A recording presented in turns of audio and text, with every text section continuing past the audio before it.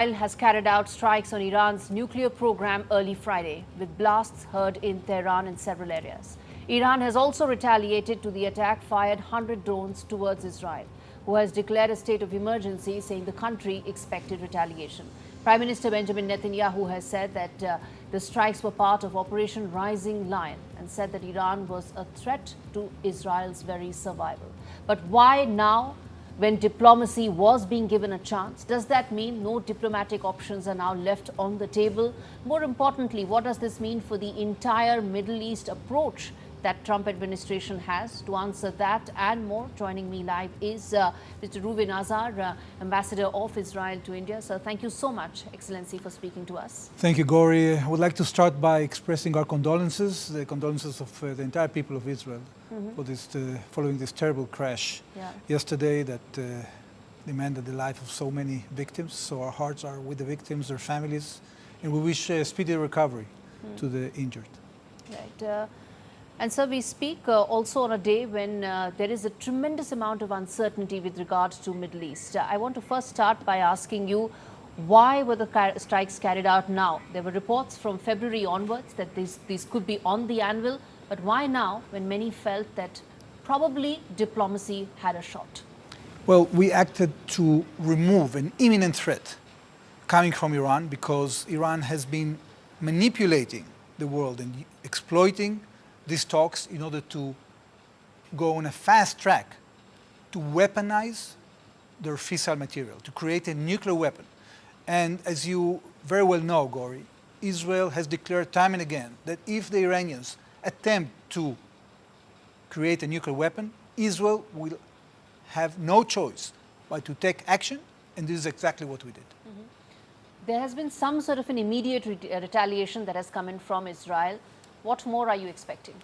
Well, I don't know. I think that the Iranians have started the retaliation. We told them that there were drone attacks, but yes, I'm sure that will not be the alls. More so since the IRGC chief has been killed, they would like to have some sort of a messaging there. What are you expecting? Well, first of all, just for the audience to know, we took action against military nuclear facilities. We took care of top commanders that were commanding this effort against the state of Israel, and we attacked also some of their ballistic missile capability, because Iran was actually trying to destroy Israel on three tracks. The first is their multi-decade attempt to acquire nuclear weapons that we managed to foil.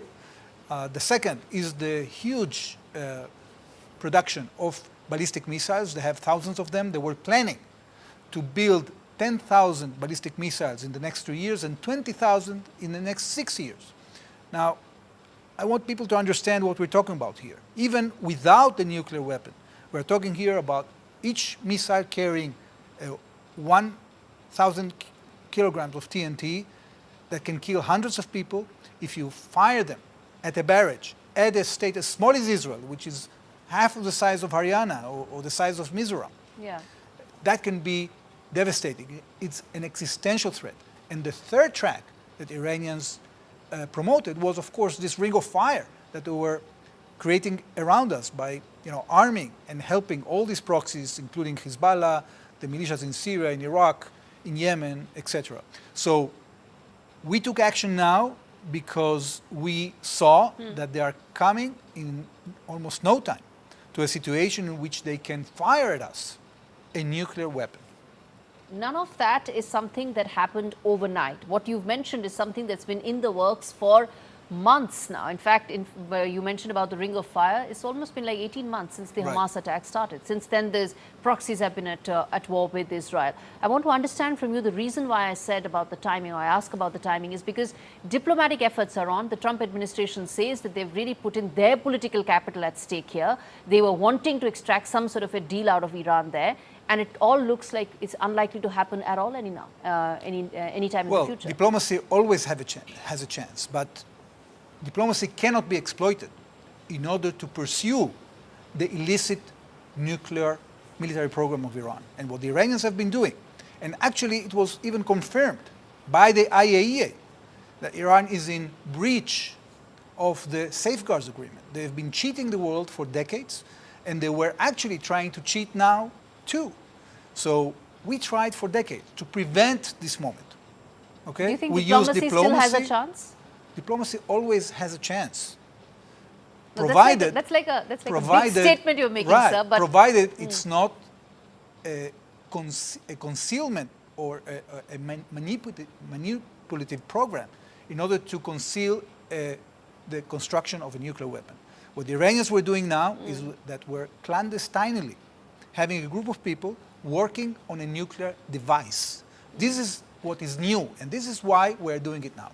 So the IAEA said that they are not in a position to confirm that Iran's nuclear program, whatever they've been able to do so far, the 60% enrichment they've done, is only for civil purposes. So so that's an important fact. They put that out. But the reason why I asked you about diplomacy, you made almost like a motherhood statement that this diplomacy always has a chance. But the Trump administration said two things. One, A, you're on your own. We're not backing you at all. In this, you're on your own. And B, that you've shut the door to any diplomatic options whatsoever. Your thoughts? Well, first of all, they didn't say we are on our own. What they said is that they support the legitimate right of Israel to work alone, to defend itself against this threat.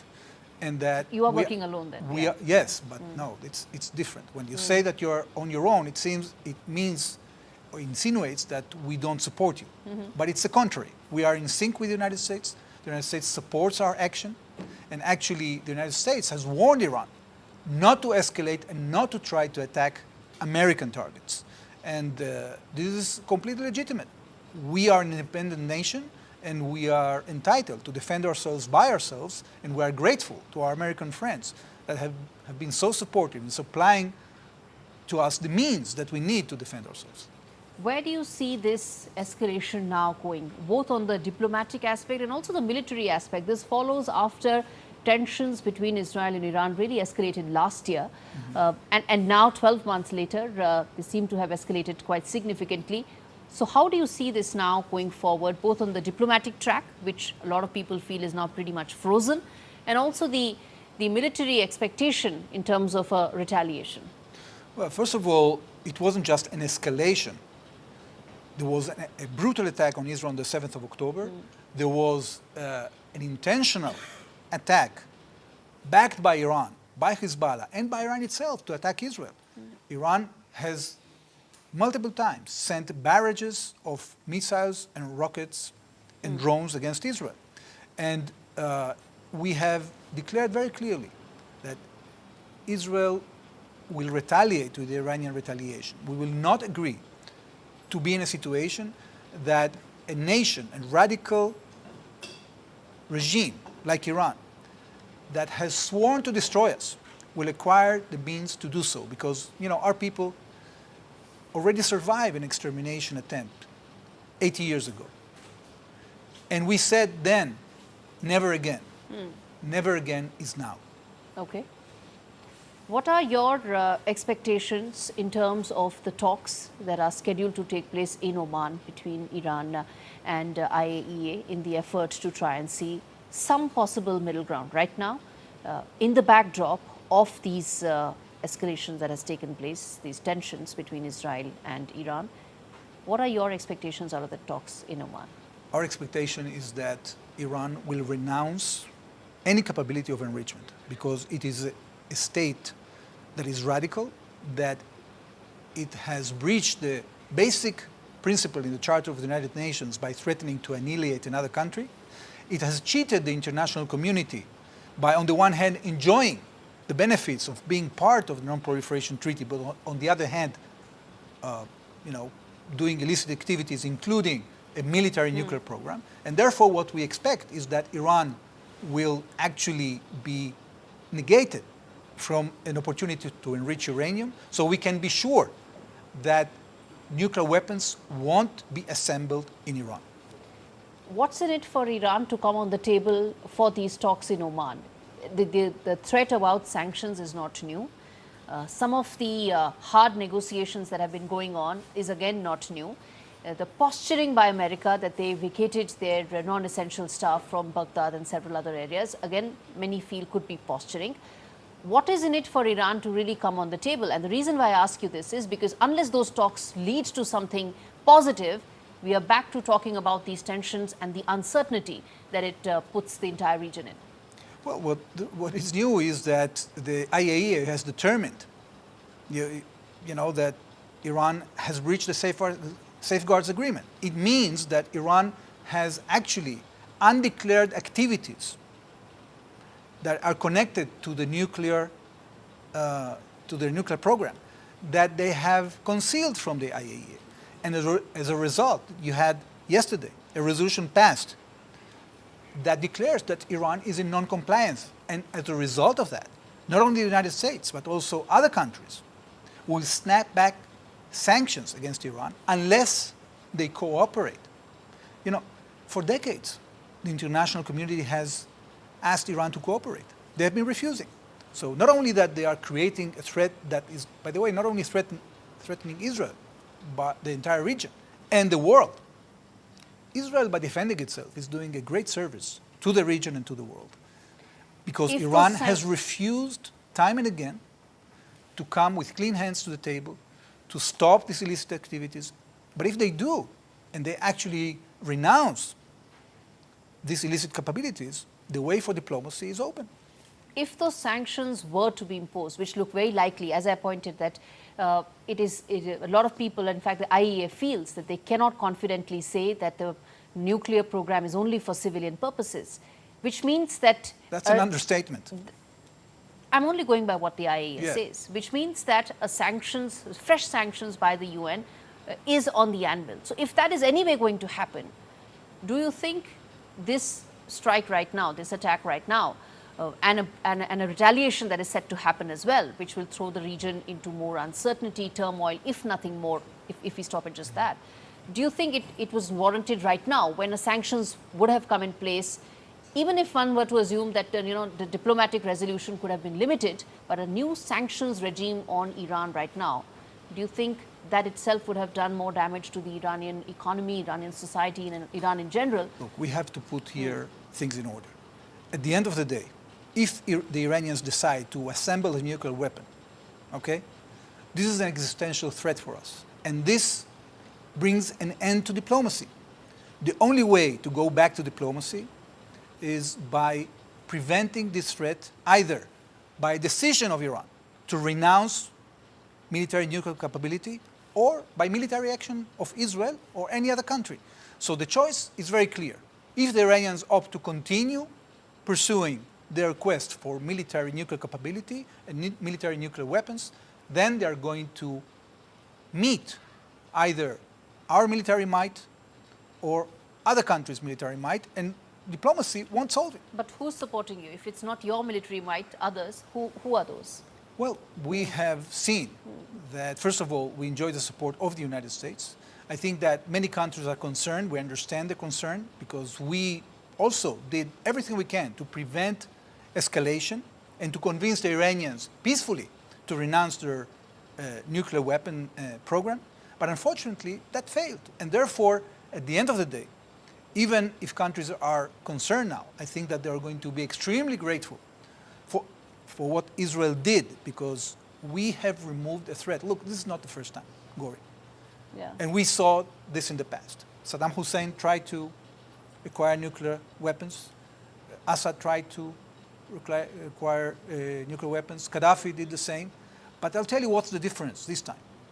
This is coming from a regime that time and again has declared that they want to annihilate the state of Israel, that they want to remove the so-called tumorous cancer, that they want to remove the small Satan, Israel, in order to fight the big Satan, which is the United States. So when you have a combination of radicalism that creates a quest for destroy another member of the United Nations, and on top of that, you create or you build weapons of mass destruction, that is something that you have to confront. This is reality. So as much as we want to give diplomacy a chance, when you have a player that acts so irresponsibly, that is so radical, that is sworn to destroy you, you have no choice but to take the measures to defend yourself and to neutralize the threat. Final question, sir, which is that America did evacuate its non-essential staff in its embassy in Baghdad, and these recent strikes that have taken place, it adds to another layer of tension and uncertainty in the region. How do you see that? Has America spoken and been in touch with Israel on these matters? Anything that you can share with us? We are in touch all the time, Gaurie. And of course, countries are taking precautions because they act responsibly to defend their assets. I want to remind you that following the Abraham Accords, Israel is now much more in sync with the central command of the United States in the region. We are coordinating our air defenses. We are working with other countries in the region in order to protect the skies of the region. This coordination is essential for our security and for the security of the region as well. All right, we leave it there, sir. Thank you so much for Thank you. speaking to NDTV. Thank you so much for taking out the Gaurie. time. All right, viewers, that of course was a very special conversation with the Israeli ambassador to India, Reuven Azar, who connected the dots for us, explained Israel's rationale for the attack, and also spoke about what kind of a possible retaliation that may come in from Iran. Thank you so much for watching that very special conversation.